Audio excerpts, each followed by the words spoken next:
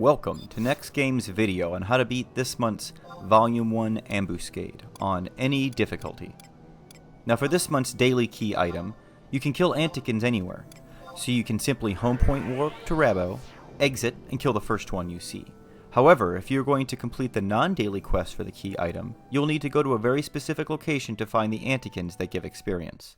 First, I'll show the long way to get there for people who don't have the proto waypoint, and then I will show the quick way for people who do. I'll also show how to get that proto waypoint for people so that should only have to go through this trip once. So first, you want to use the home point number 1 to the quicksand caves, then head south, then east, then north, then east. Watch the map in the upper right to get an idea of the tunnels that I'm following. Now right here we're going to go ahead and exit into Western Altep. Hop on your mount and follow the path you see in the upper right hand corner of the map. If you do not have the quicksand caves home point, you can also hop on a Kookaboo in Rabo and run right here in the spot you see on the map.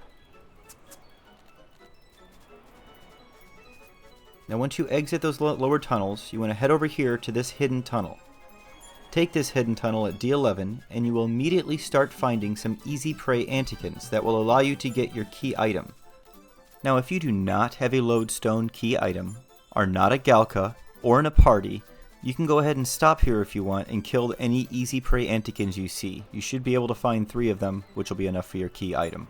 However, if you have the lodestone key item, are a Galka, are in a party of 2 Hume, Elven, or Mithra, or 3 Taru, then please continue like I am doing here, and enter back into quicksand caves at this point. Now once you're in here, go ahead and run down the ramp, and then the tunnel, to the first door you see. If you are a Galka, or have the lodestone key item, you can open it by simply standing in the middle of the circle yourself. If not, you'll need a combination of 2 Hume, Mithra, or Elvens, or 3 Taru to stand in the middle of this circle in order for that door to open. Once it opens, go on through, go left, until you come upon another door with a circle on the floor. Open that door in the exact same way. Now once you are through this door, you will want to click on the hidden fount on the wall. Once you do this, you will now be able to teleport directly back to this room from Mora and kill Antikins quickly for the rest of the month. Once you have the proto waypoint, you can teleport to it from another one such as the one in Mora right here. Just select quicksand caves.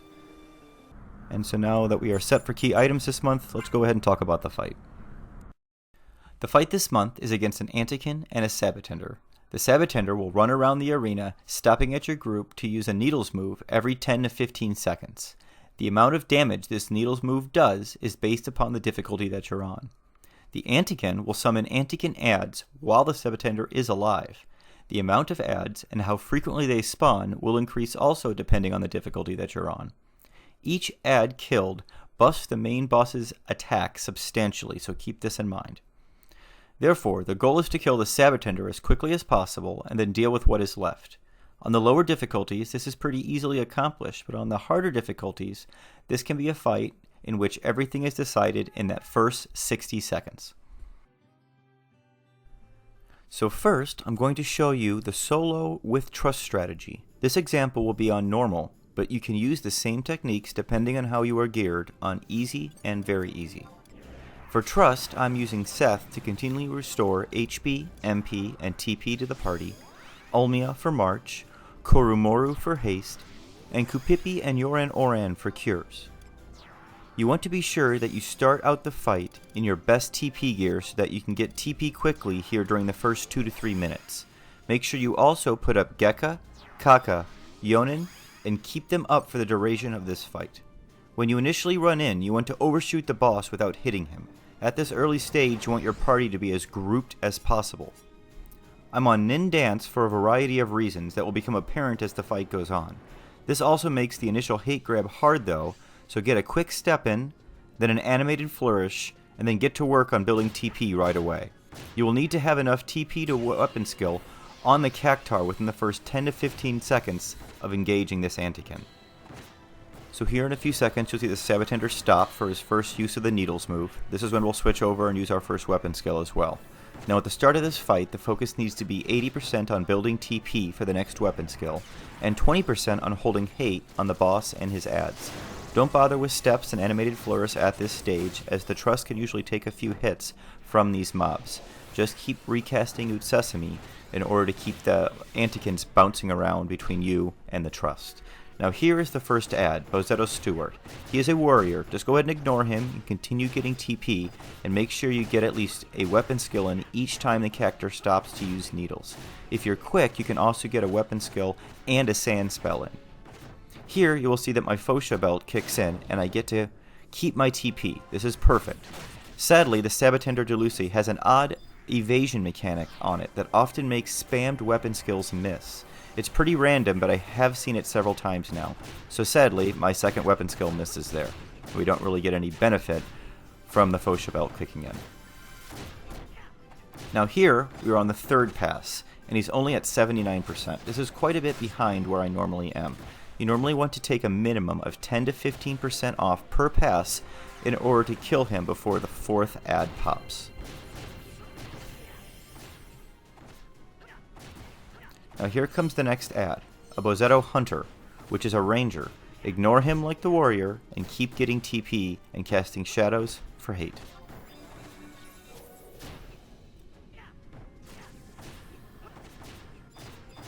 Here we are in the fourth pass, and even though I'm slow to switch over, I managed to get him to 56%. This puts us closer to being back on track. Now Kupipi dies here, but that's okay. This is the main reason we have multiple mages. As long as you kill the Cactar with at least one of your 3 healers alive, you will normally be fine. This is also one of the reasons why you're on the Dancer sub-job, so that if the need arises, you can keep yourself alive at the end of the fight. Now here we are in Pass 5, getting him to 46%. Sadly, we are still about 5 to 10% behind where I normally am and where we want to be in order to finish him before the fourth ad pops.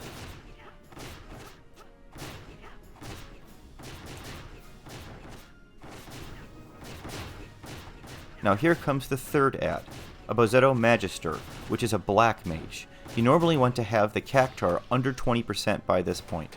On Pass 6, we drop the Sabatender to 36%. This is about 16% off where we want to be.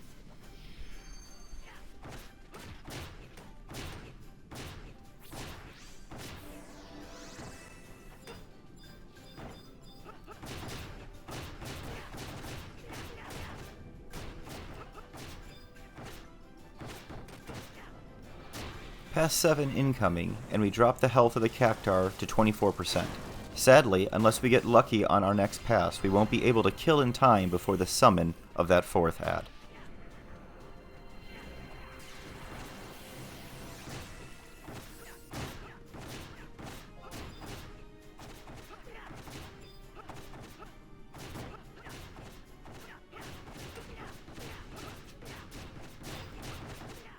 Now here we are in Pass 8. If we manage to kill it here, we won't need to deal with another ad, but sadly, we leave it at 10%. So this is the fourth ad, the Bozetto Stalker, a thief. If he spawns, you can still win, your job is just a little harder. However, if you allow the fifth ad to spawn, which is a Bozetto Valiant, which is a paladin, you have little to no chance to win. Here we are on Pass 9. Let's go ahead and put an end to this Cactar and get on with the next stage of the fight. Now you want to kill the remaining mobs in the following order: Hunter, Magister, Stalwart, Stalker, if present, and then lastly, the Consul. Now you may ask yourself why we are killing the Antikins when doing so will boost the attack of the main boss. Well, if you have shadows, the main boss, no matter how boosted he is, poses little threat. However, 5 mobs pecking away on your shadows while you're trying to finish the fight really slows it down, so I've chosen this method over killing the boss first. Know that killing the boss first works as well solo, but you have more difficulty getting things like skill chains in on the boss, which is critical to taking him down quickly, so the fight usually ends up taking close to the 30-minute mark. As you can see, the Antikins are pretty squishy, and they only take a few weapon skills or a solid skill chain to take down. Now, while the boss's attack bonus isn't a threat to you, it's a huge threat to your trust. This is why we take out the ranged antikins first, as they tend to be the most challenged to position away from those trust. Once they are dead, you want to pull all 3 of the remaining melee mobs away from your trust before you continue fighting. All of these antikins will use the normal antikin moves, such as Jamming Wave, which is an AoE silence, so that is one of the main reasons we are on the Dancer sub-job, so that you can quickly get rid of that with Healing Waltz. You can also use remedies, of course, if you don't happen to be on the Dancer sub-job. Okay, now that we have them separated, let's finish off the Stalwart. From this point forward, one of the boss's AoE moves will one-shot your trust, so be sure to keep hate on all of the mobs at all times.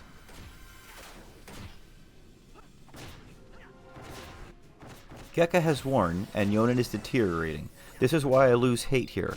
It's critical to keep Gekka and Yonin up at all times at this stage of the fight.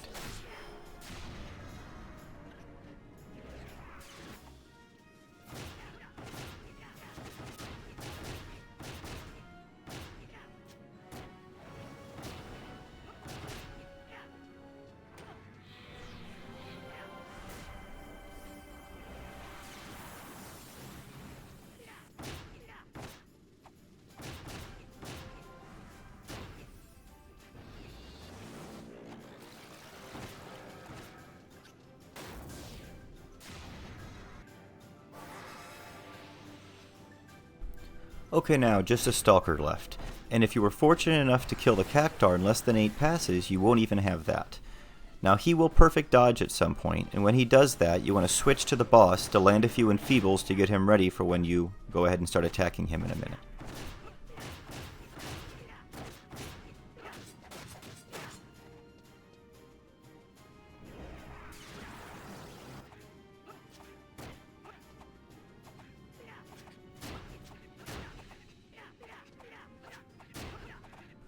So apparently I missed the perfect dodge animation when I was playing on this day, and my Dakin has me damaging him so much I didn't really realize that perfect dodge was up.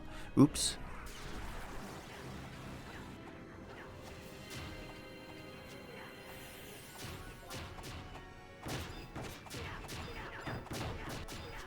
Now even though perfect dodge is over, I can tell I'm losing hate on the console, so I switch anyway to do a brief enfeeble and weapon skill for some hate on him before I switch back to finish off the Stalker.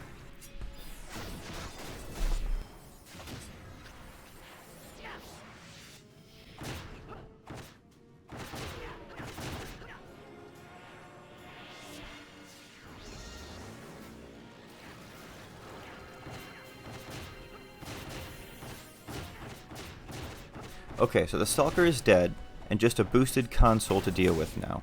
You want to be sure to immediately start saving up steps so that you have Provoke ready in the event of a Sand Trap, which is a hate reset. Your focus now shifts again. Make sure you're keeping steps ready for Animated Flourish at all times, and use Animated Flourish immediately after Sand Trap, just like I do here, to get hate back quickly. Other unique moves that you'll see him use are Fettering Tackle, which is a high damage and knockback move that is blocked by a single shadow. Thornball, which is a single target damage ability that both paralyzes and poisons you, but it's also blocked by a single shadow. And Sand Shroud is an ability that gives him an evasion bonus, though I haven't noticed any accuracy issues once he uses this.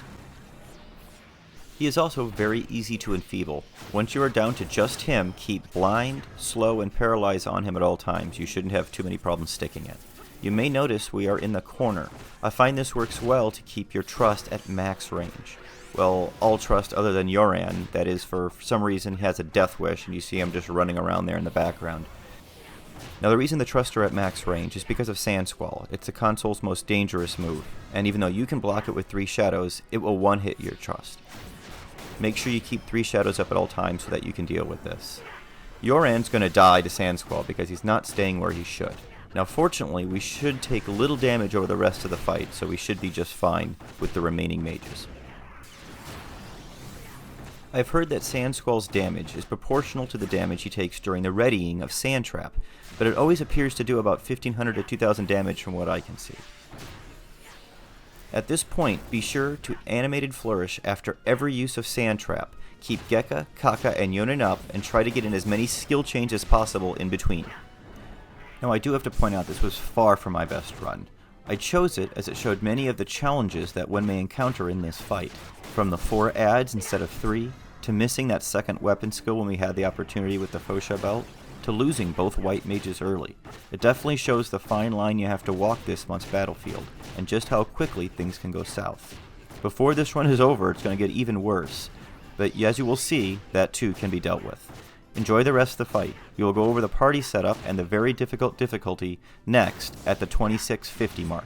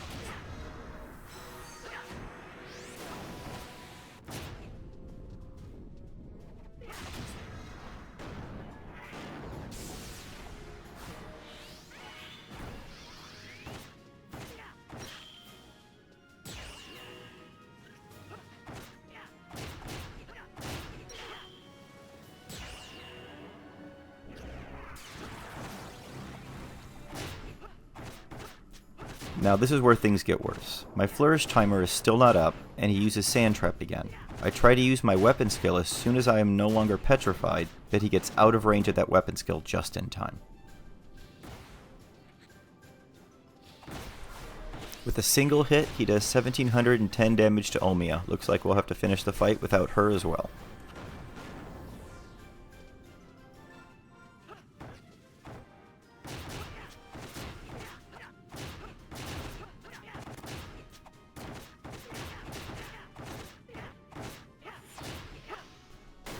Here we are again with my animated flourish timer not ready again and Sand Trap being used. Not good. Fortunately, we make it through this one without any more of our trust dying.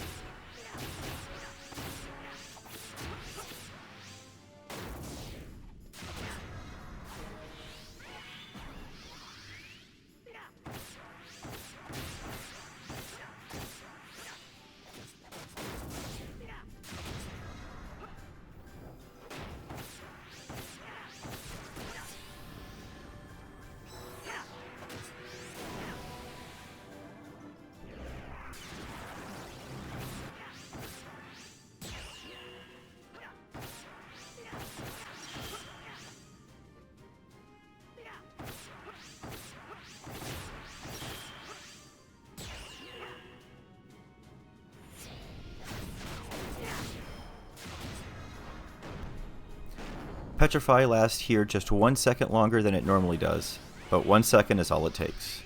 We are now without any of our trust and must finish the fight solo.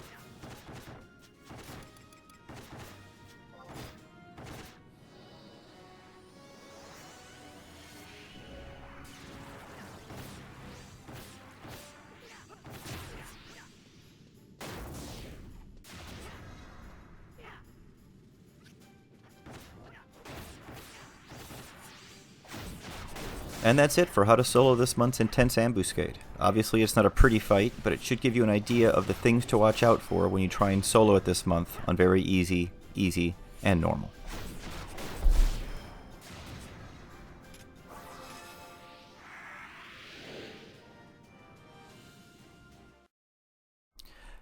Now this here is just to show you the differences between the difficulties this month. Now naturally all of the mobs are going to have higher hit points the higher difficulty you have. But in addition to that, the Sabotender will do different needle moves depending on the difficulty, starting with as low as only 100 needles on very easy, all the way up to 10,000 needles on very difficult. Additionally, normal, easy, and very easy only summon a single add when he summons adds. However, on difficult, each time he summons adds, 2 will appear, and on very difficult, 3 will appear. Additionally, the amount of time between ad pops is significantly decreased as you go up in difficulty. On very easy, there's usually about 2 minutes between the pops of the ads. On normal, as you've just seen, there's about 1 minute between those pops, and on very difficult, there's only about 25 to 30 seconds between the pops of those adds. The last thing I'll point out is that on the easy difficulty, you do not need to contend with the possibility of a 5th pop, being the Bozzetto Valiant. On the very easy difficulty, you don't need to contend with the possibility of a 4th pop, being the Bozzetto Stalker. So obviously I don't expect everyone to be able to take on the normal difficulty solo this month, so I would definitely recommend trying very easy first, and if you can definitely get through that without much difficulty, go ahead and step it up to easy. Normal is definitely going to be challenging for most people, but as I've shown, is possible. Now let's go ahead and see what the very difficult looks like with a party setup.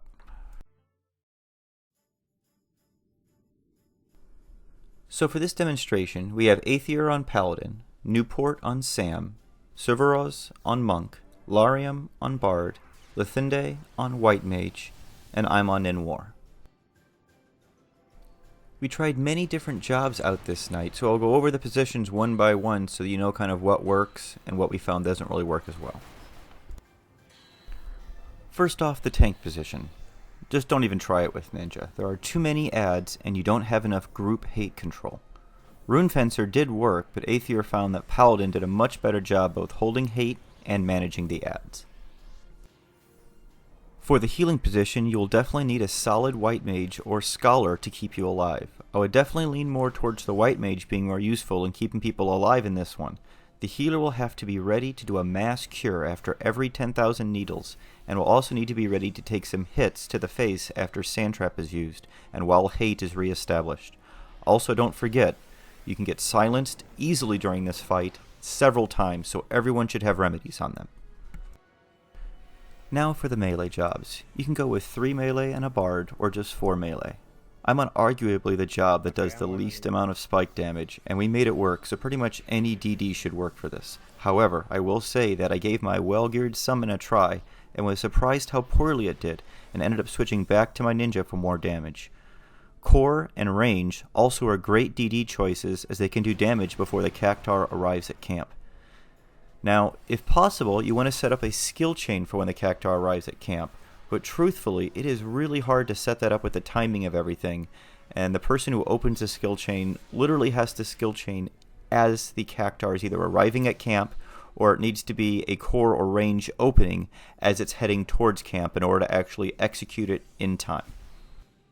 Now the first thing I want to emphasize is that everyone must be grouped together while you fight the Cactuar at the start. If not, the Cactuar will almost always use 10,000 needles on the person who is furthest out, which will normally kill them, and make it so that no weapon skills can go off before he runs out of range. Now there are 2 places that you can fight the Cactuar. If you have a range or core, you can fight him in the middle, so that they can hit the Cactuar as it's running around the arena. If you don't have either of them, then I recommend you go ahead and fight in this corner, as it makes it much easier to see when the Cactuar is coming for the melees. Now we have much less time to defeat that Cactuar on this difficulty. You want to beat him in at most 3 passes, and if possible, 2. Here he comes on his first pass. Let's see if we can get him below 50%. Excellent. A 45k Howling Fist, a 24k Fudo, and an 18k Shun puts him at 33%. What a great first pass. Now here's the first set of adds. If your group can manage to kill the Cactuar on that first pass, you can in theory not have to deal with any adds. Now here we are on the Cactuar's second pass. We definitely want to kill him here, or a second set of adds will spawn. Okay, the Cactuar is dead. Now different from my solo strategy, we do not want to buff this boss. So we want to focus on killing him first, and then any adds that have spawned. This shows you the DPS we used to get to that first Cactuar. We had a combined total of about 3,500 DPS on that Cactuar. So if you're, I would say, over about 3,000 DPS, you can probably kill him in those first 2 passes. Important to note that you will see here that he goes ahead and looks like he's going to summon another set of adds. As long as that Cactuar is dead, nothing will happen. I've also heard that he takes increased damage while he is using that summoning animation. So maybe use that time to get in weapon skills if you happen to have TP ready. So multi-step, light, and radiant skill chains all do exceptional damage to the console. So we decided all just to go with light base skill chains, and we just spam those to try and get as many skill chains as possible without having to wait for our weapon skill damage.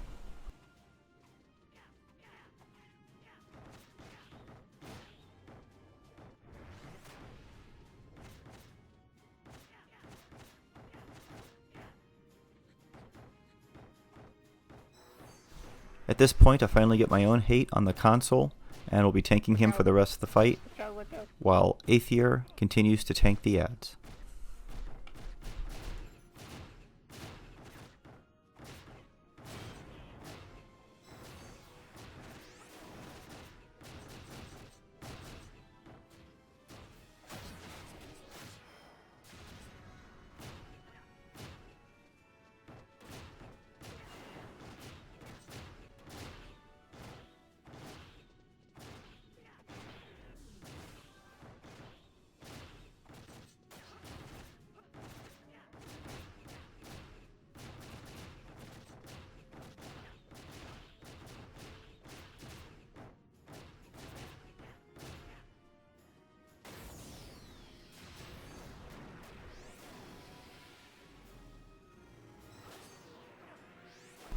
Sadly, I broke my own rule here, and after a long day of runs, I had actually run out of remedies, so thanks for getting silence off me, Lith.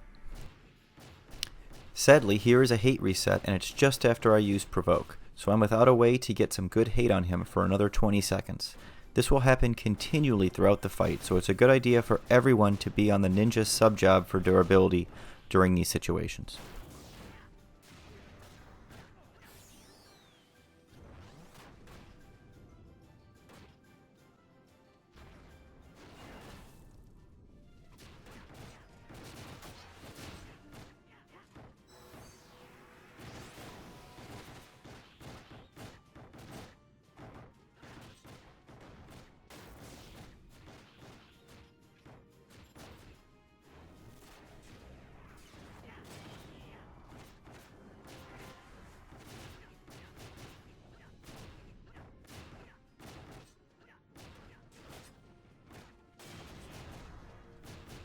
Oh, don't forget to shield.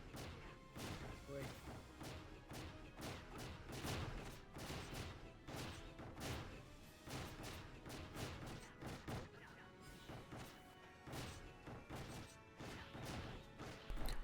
Here is another one of those hate resets being used with my Provoke timer still at 15 seconds. Sadly, this one does have consequences for Newport. Fortunately, by this stage of the fight, a single melee or even two going down should be okay. Just keep damaging that boss. Take him down. Yeah.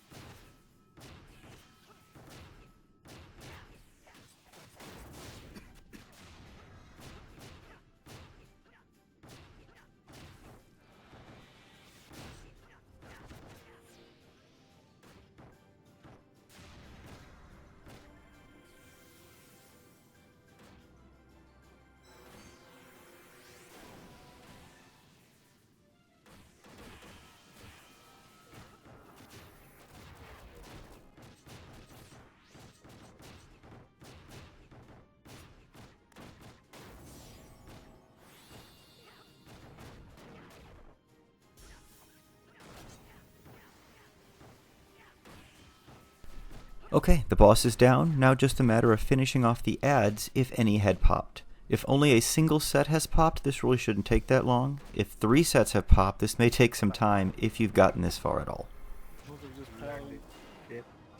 Pick one and assist logical on the paladin.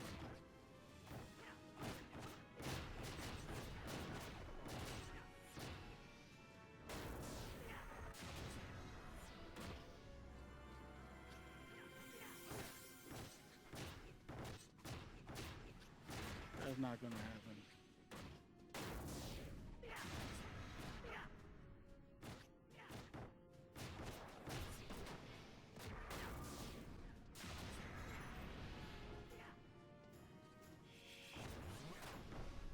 And that is going to be it for this month's Intense Ambuscade video, showing both solo and party strategies. I hope you found this helpful. Have a great month, everyone.